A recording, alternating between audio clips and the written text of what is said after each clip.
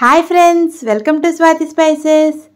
ఆకాకరకాయ గుడ్డు కాంబినేషన్ ఎప్పుడైనా ట్రై చేశారా అండి? ట్రై చేయకపోతే ఇలా ఒక్కసారి ట్రై చేయండి. చాలా అంటే చాలా బాగుంటుంది ఫ్రెండ్స్. అయితే ఈ ఆకాకరకాయ గుడ్డు కర్రీని ఎలా ప్రిపేర్ చేయాలో మీకు ఈ రెసిపీలో చూపించబోతున్నాను.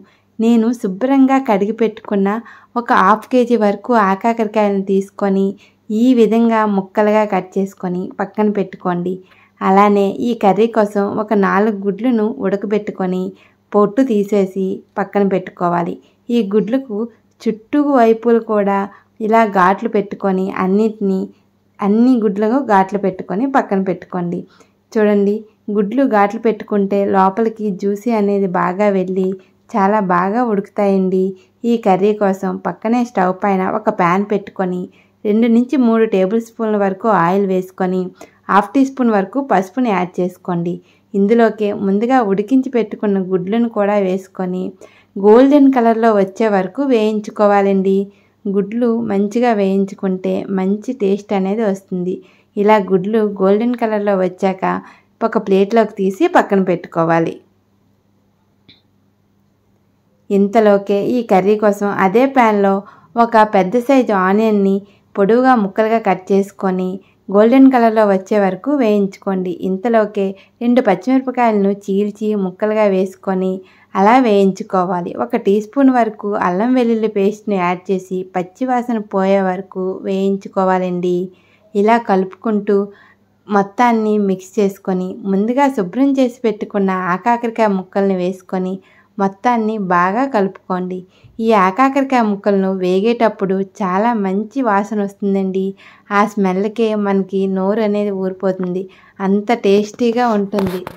మరి ఈ ఆకాకరకాయ ముక్కలను అలా మూత పెట్టుకుంటూ కలుపుకుంటూ అలా వేయించుకోవాలి.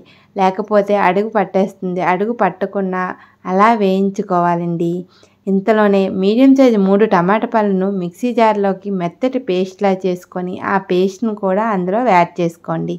ఈ టమాటా అంతా కూడా పచ్చివాసన పోయే వరకు మూతను పెట్టుకొని అలా వేయించుకోవాలండి.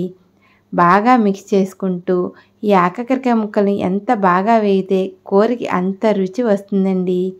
ఇలా ఏదైనా మూతను పెట్టుకొని టమాటాను పచ్చివాసన పోయే వరకు వేయించుకోవాలి. ఇందులోకి రుచికి సరిపడా ఉప్పును కూడా యాడ్ చేసుకోవాలి. 1/2 టీ స్పూన్ వరకు పసుపును, ఒక 2 టేబుల్ స్పూన్ల వరకు కారాన్ని యాడ్ చేస్తున్నానండి. ఈ కర్రీకి కొంచెం కారం ఎక్కువగానే పడుతుంది. ఇందులోకి ఒక 1/2 టీ స్పూన్ వరకు ధనియాల పొడిని, వేయించి పెట్టుకున్న జీలకర్ర పొడిని ఒక 1/2 టీ స్పూన్ వరకు వేసుకొని మొత్తాన్ని బాగా కలిసేటట్టు మిక్స్ చేసుకోండి. ఇలా కర్రీ మొత్తాన్ని అంతటిని బాగా కలుపుకొని అలా వేయించుకోవాలి. ఇంతలోనే ఈ కర్రీ కోసం ఒక పెద్ద సైజు నిమ్మకాయంత చింతపండుని ఒక గిన్నెలోకి తీసుకొని శుభ్రంగా కడిగి కొద్దిగా వాటర్ని వేసుకొని అలా నానబెట్టాలి. ఇంతలోకే బాగా కర్రీ వేగిన తర్వాత ఆ చింతపండు రసాన్ని వేసుకొని ఒక్కసారి బాగా కలుపుకోండి. కర్రీ ఉడకడానికి సరిపడా వాటర్ని యాడ్ చేసుకొని మొత్తాన్ని బాగా మిక్స్ చేసుకొని మీకు ఉప్పు ఏమైనా సరిపోకపోతే ఈ టైంలో ఉప్పు చూసుకొని కొద్దిగా ఉప్పుని యాడ్ చేసుకోవచ్చు. అలానే ముందుగా వేయించి పెట్టుకున్న గుడ్లను కూడా యాడ్ చేసి ఒకసారి బాగా కలుపుకోండి.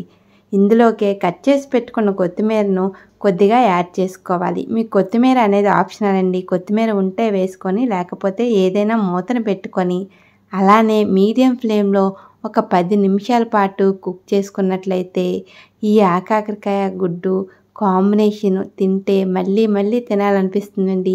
అంత టేస్టీ అయిన ఈ కర్రీని మీరు కూడా ఒకసారి ప్రిపేర్ చేసి మీకెలా కుదిరిందో కామెంట్ సెక్షన్లో కామెంట్ చేయండి. తప్పకుండా కామెంట్ చేయండి, మర్చిపోకండి. అలానే కొత్తగా ఎవరైనా చూస్తున్నట్లయితే ఇప్పుడే మన ఛానల్ని సబ్స్క్రైబ్ చేసుకోండి. Thanks for watching.